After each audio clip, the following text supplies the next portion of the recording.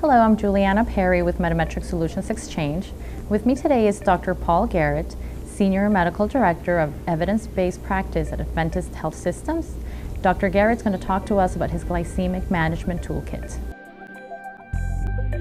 These are the solution objectives.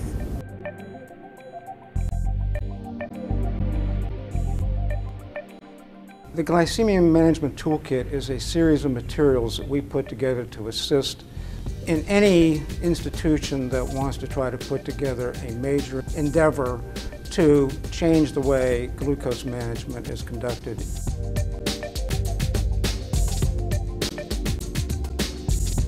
The key components of the Glycemic Management Toolkit consist of several how-to-do papers which describe how you actually do glucose management, again, both in the ICU and non-ICU settings.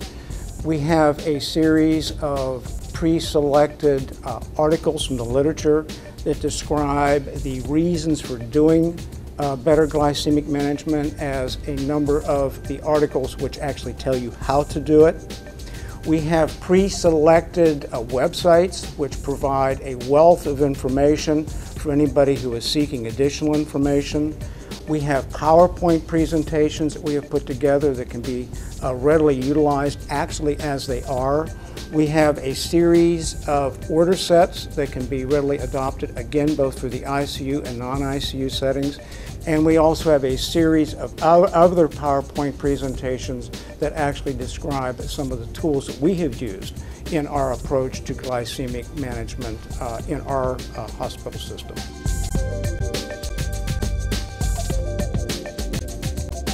We wanted to undertake the glycemic management project because of the tremendous impact that glycemic-related problems have on our institution. Probably almost 4 or 5 years ago, we wanted to select one area that would probably have a great impact on all of our patient population. Now, I'm just talking the adult population now.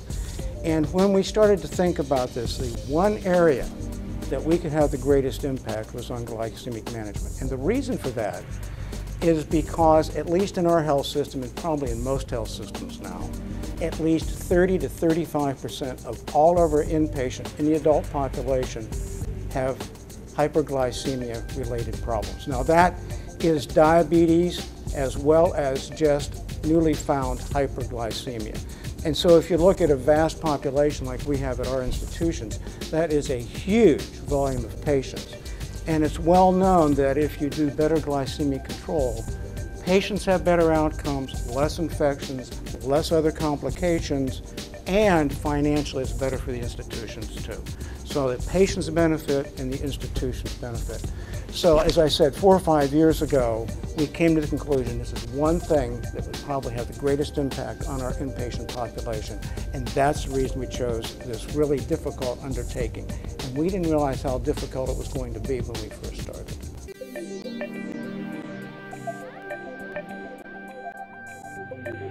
Glycemic-related problems are very, very common. Currently, in probably any hospital health system, 30 to 35% of patients will either have a primary or secondary diagnosis of diabetes, or will have problems with newly found hyperglycemia that was unknown prior to their admission. So it's extremely common. And then you couple that with the ever-increasing problem of pediatric diabetes and adult diabetes and adult adult and pediatric obesity in our population. This is going to be an ever-increasing problem over the next 10, 15, 20 years. And so that if it cannot be handled properly, it's going to overwhelm our healthcare systems and our hospitals.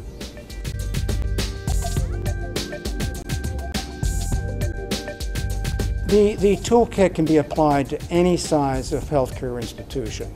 It can be applied to an individual hospital of any size or to a large health system like ours. For instance, even with our own large health system, we have hospitals that are 50 beds versus hospitals that are 2,000 beds. And it can be applied to any sized hospital. But we have also applied it and are applying it across all 42 of our hospitals. The main concern, though, is does a hospital have the intestinal fortitude to undertake and challenge the physicians to change the way they practice medicine? For years and years and years and years, the practice has been to allow patients with hyperglycemia to go untreated or minimally treated.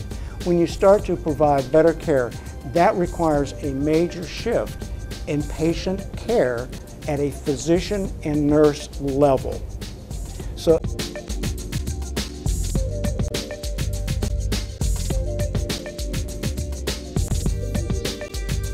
when we have a variety of tools that we utilize to measure our outcomes. In fact, we have a whole series that consists anywhere from just looking simply at length of stay to average glucose levels to target ranges that we have, looking at hypoglycemia rates, but we also look at a variety of measures on renal outfunction, on wound infection rates, and we have a whole series of metrics that we actually truly measure.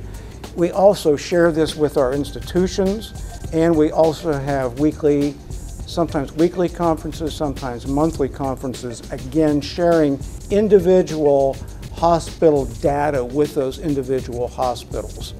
So we have a huge number of metrics that we follow. The ones that we look most closely at, though, are the percentage of patients that are eligible for glycemic management, the hypoglycemia rates, and the percentage of individuals that are within our designated target ranges. This is the solution implementation.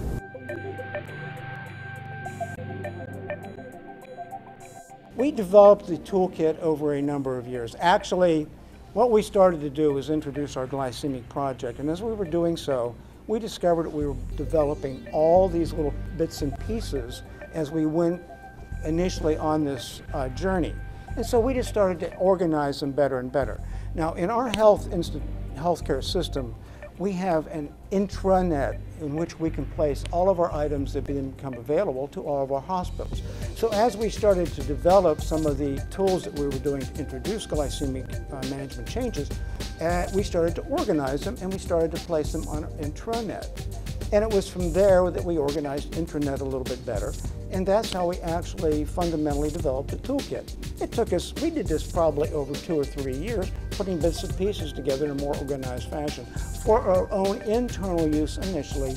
But the availability to have this for others externally is certainly something that can be readily adopted just right from what we developed for our own internal use.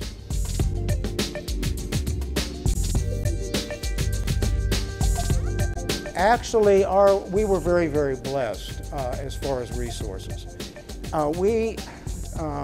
Again, when we first started this endeavor, we made it a corporate-wide initiative. And when we make a corporate-wide initiative, that implies that not only are those of us who are clinically oriented want to do this, but we also run it up our management chain so that we have our highest level of corporate individuals also on board with us. That goes anywhere from our CEOs at our institutions to our regional CEOs and our CNOs and our CMOs and our top level CEO, CFO, and all others are aware of our initiative and agree to undertake it, so that we then have everybody from the clinical, finance, and executive side on board with us, and therefore, within reason, we are given the resources that are needed to undertake this type of an endeavor. But it is a corporate-wide, everybody on board process.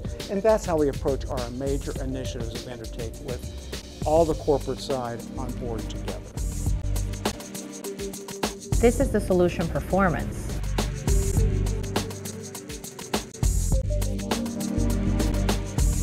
The toolkit itself is just a foundation to improve care. It provides any health system or a hospital with a foundation they need to provide education and pieces of information and a foundation to initiate their project.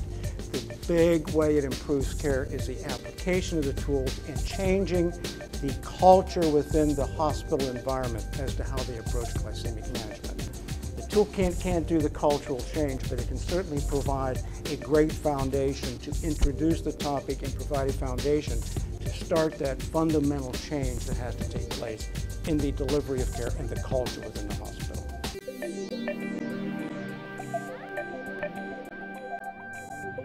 The impact of glycemic management can be monitored with a variety of metrics.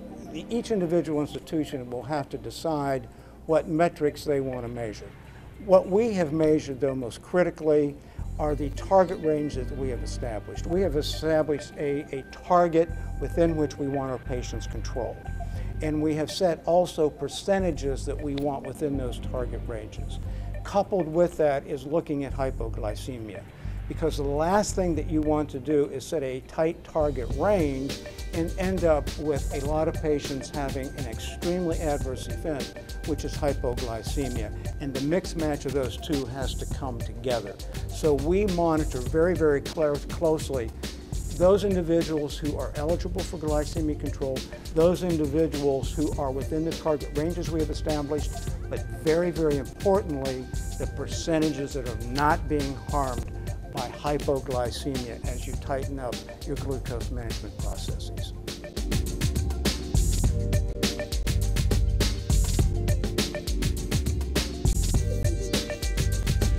The barriers to achieve adoption are basically one, and that is the change in practice at the bedside level, changing the practice that has occurred for many years, the way physicians handle hyperglycemia, changing the way nurses react to hyperglycemia. So the main barrier is not one of knowledge, it's one of culture and practice change. The toolkit itself is probably easy to apply, in that we have the educational tools that you can convince physicians that they need to change. The toolkit also contains the order sets that can be readily adopted. It also contains, in very, very brief summary, some of the how-to pieces, so that within a simple 30-minute reading of 10 pages that could be digested easily can demonstrate all the necessary needs that a clinician needs to make the changes. These are the solution lessons.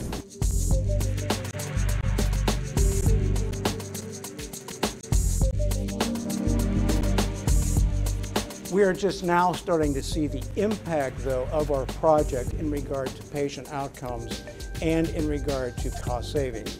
But again, we've been on a long journey, and it's taken up to this point to not only develop all the tools, but then to start to see the benefits of what we have started to do over the past 4 or 5 years.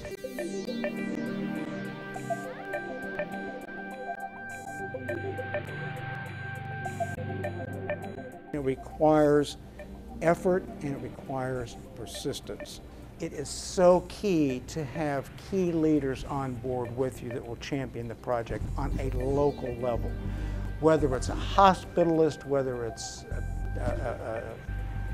an intensivist, whether it's an endocrinologist, whether it is a certified diabetic educator, somebody has to have the desire and the drive to help at a local level. A champion is key. The other thing that's key, though, is there are so many items that have to be changed within the hospital environment to improve glycemic management, that what you have to actually do is start at one tiny area with one tiny unit with one tiny champion. And what you do is get the champion and get that one small unit looking at what needs to be changed, instituting the changes, see if they work. If they don't work on that one tiny unit, go back and change them again. Get it right in a small scale first. Once you get it right on a small scale, then you can start implementing at other places and other units, because you have shown the changes that are needed and you've shown how to do it.